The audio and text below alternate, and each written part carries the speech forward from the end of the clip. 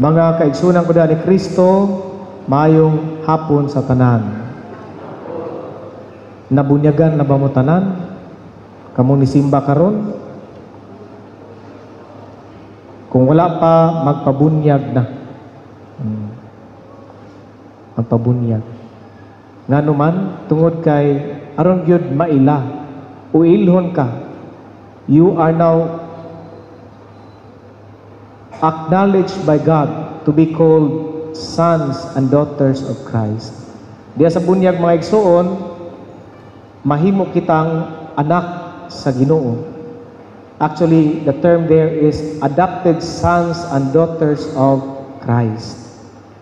Kana bang kung dili kita mabunyagan, tawgon ta nga hinimo sa Ginoo. Tanan. Mura ba na og kabaw, baka, mga hayop, mga tanom, created being, hinimo sa Ginoo. Pero kung mabunyagan, ma-elevate ang imong dignidad, tawgon ka nga anak sa Ginoo. Amen? Mao na nga importante gyud ang bunyag aron pagkatawgon nga anak sa Ginoo. Sa unang pagbasa mga igsoon, kung naminaw mo, si Abraham nakigsulti siya sa Ginoo. Ningon siya kay gunubo naman, ningon ang Ginoo nga gubon o bungkagon ang Sodom ug ang Gomora. Unya nangutana si Abraham. Just imagine na syudad ni city. Nya kani sindangan hapit tam ni city. Mura ba ni inani ang gidaganon sa mga tao? Nangutana si Abraham kung dunay 50 na makit-an dana mga buutan sa sindangan, bungkagon ba ni mo Lord ang sindangan? Magnana ba? Iningon ang Ginoo nga kung dunay 50, dili gubon ang Sodom ug ang Gomora. Nangutana siya, duha guni ka syudad ha, nga 50 ragi pangita ni Abraham. Nangutana siya, kung 45 Lord, kulang og 5 para 50, bungkagon ba gihapon nimo ang Sodom ug ang Gomora? Ningon ang Ginoo nga dili. Hangtod nga nahimong 30, dili gihapon. 20, dili gihapon. Pulo na lang gyud mga buutan. Kung pananglitan dinhi sa sindangan niya kamoy Ginoo. Pulo na lay buutan sa sindangan. Bungkagon ba ninyo ang sindangan kung kamoy Ginoo? Bungkagon niyo dili. Kung ako'y Ginoo, bungkagon ako na pulo na lang. May gani kaya wala ko na yung Ginoo. Kunya, ang nindot ani mga igsoon, gipakita din in connection sa tong gospel, nga ang Ginoo di ay nag-introduce sa tong Ginoong Jesucristo, Ginoo di sa gugma, o Ginoo sa mga chances. Ug mo ninindot kayo, nga imahin sa sindangan, karon kay ubay-ubay man mo, di pa gid maguba ang sindangan. Nakabalo ba mo sa kaso sa Sodoma? Usa sa mga kaso nga bugat mga igsoon, ang Sodoma ilaag yun nga gi-exercise ang pakighilawas sa lalaki o sa lalaki. Sorry kayo, maigo ginanang nagimasuko na ko aniron. Lalaki. Unya, tan-aw ninyo kaning mga lalaki nga ibutan ta lang. Ako yung i-mention kanang bayot, malangit na dili. Malangit dili. Kamu mga tagsindangan ba? Malangit dili. Ha? Malangit. Unsong mo malangit. Kinabunyagan ko na, anak ko na sa Ginoo. Ang makapa-impyerno mga igsoon is the act. Walay kaso kung magbinayot ka diha. Ang kaso diha kung makighilawas na ka. Ang action sa sala mao'y kwintahon mga igsoon. Kung effeminate yung ka, babayin-on yung ka. Or ikaw ma-attract yung ka, babae ka. Mahimong na kung sala kung mo-engage na ka o mo-practice na ka sa sala. Ug mo na ihap mga igsuon. So kamo dili kita mo judge nining mga babayin-on o mga lakin-on. Kay sila mga sila usab giisip ng mga anak sa Ginoo. Kung ang Ginoo ug ang ginikanan makahigugma siyang anak nga babayin-on o lalakin-on, unsa pa kaha ang Ginoo nga tag-iya sa kinabuhi o tag-iya sa kalibutan. So timanin ninyo, kung naa mo ng estado, babayin-on gyud mo, lalakin-on gyud mo, do not engage into immoral act. So dunay chance. Pero mga igsoon, kung ang Sodoma ug ang Gomora walay mga maayong tao o wala sila nagtuo sa Ginoo, kung present ka dinhi, unya nagduduha ba ang tao gani nga mawad-an na Ginoo o mawad-an og gugma sulod sa iyang kinabuhi, ang unang maguba sama sa Sodoma ug sa Gomora mao gyud ang iyang pamilya. Kung ang imong pamilya muhunong na gani sa pagpangita sa presensya sa Ginoo, maguba una ang pamilya. Timanay gid ninyo, maguba gyud. Mao na nga mailhan na nimo ang pamilya kung wala nay gugma o presensya sa Ginoo. Walay magpaubos. Puro garbuso ang namuyo. Gamay bikil mamuyboy ang ginikanan. Mga anak nga manukol. Kung kining pamilya dili na mo ila sa Ginoo ug wala na pagigugma sa isig ka tawo, mahimo gyud mong Sodom o Gomora. Mao nang ang pahinumdom dinhi mga igsoon, kining atong pagsimba karon. Ang atong Ginoo nga gisimba mao ang infinite good ug ang source of love, gugma. Kunya nindot kayo pagka describe kaning gitawag og common noun nga gihatag ni Jesus. Pwede man mo gamit si Jesus sa Ginoo nga creator o magbubuhat.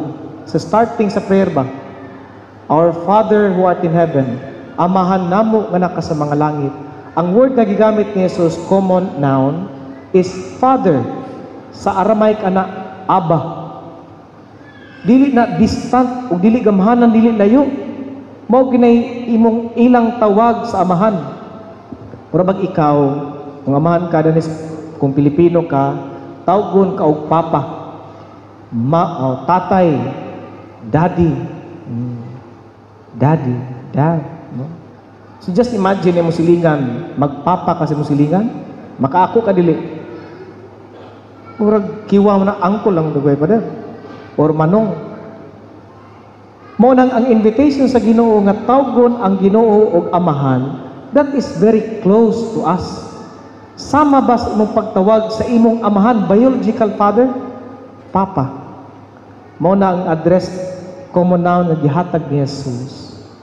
Nga mangita kita sa Ginoo sama sa usa ka anak nga nangita sa iyang amahan. Magpalaban sa Ginoo. Unya dinhi sa atong ebanghelyo, dunay usa ka higala nga nanuktok siyang higala. Kung kamo ato ablihan ba ninyo dili? Nanuktok siya ug nangayo og pan kay para ipakaon sa iya ang higala nga naabot. Kung kamo manuktok sa balay inyong amigo, ablihan ninyo dili mga taga-sindangan? Abrihan? Mangibutang tamo sa sitwasyon aning ebanghelyo karon. Dali istorya ang abrihan. Pero sa panahon ni Jesus lisod kayo na. Kay sa pag-ingon niya nga naghigda na kami ug ang mga kabataan. Kaya mga Hudiyo daghan nag-anak. Kung muhigda na sila, kung mubangon sila, tungang gabi man posible nga matumban niya yung mga anak.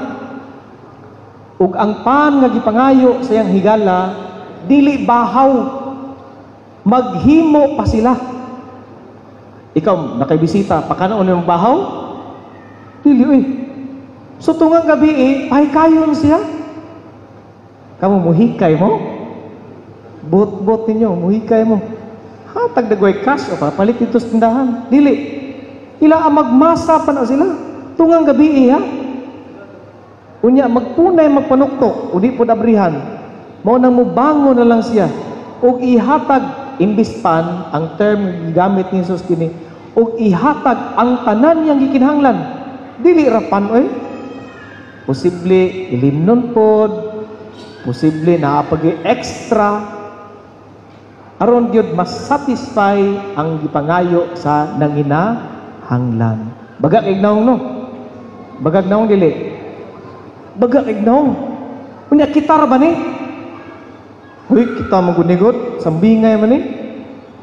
Di ba, wa tayo undang o pangayo sa Ginoo ang tud karon?